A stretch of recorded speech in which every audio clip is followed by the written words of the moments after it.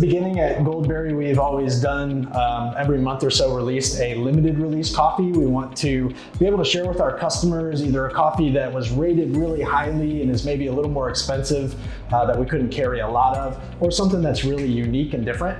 Typically, we put those on our pour over bar so you can come in and grab a pour over, but seeing as it's summer, we wanted to do something a little bit different with our next limited release and find something that we could cold brew.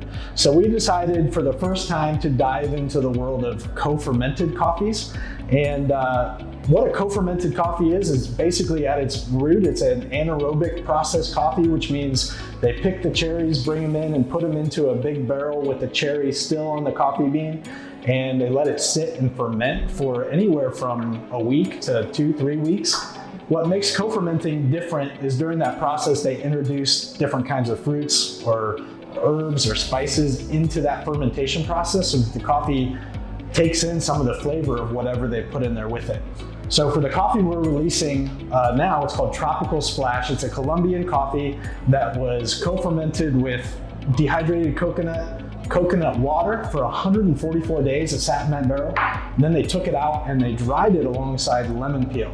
And they did that both in the sun and some mechanical drying, and that happened for 30 days. So what you're left with is a coffee that has flavors of coconut and lemon, but were not artificially flavored. Those flavors were added naturally into the coffee.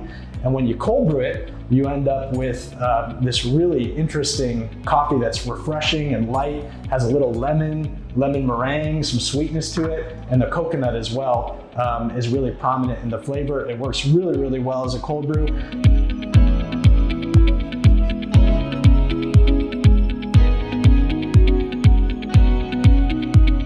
It's also really good as a hot coffee, so if you want to take a bag home with you, we'll have those for sale, and you can take it home and brew it either cold brew or hot. But here at the shop, we're going to be cold brewing it special for you.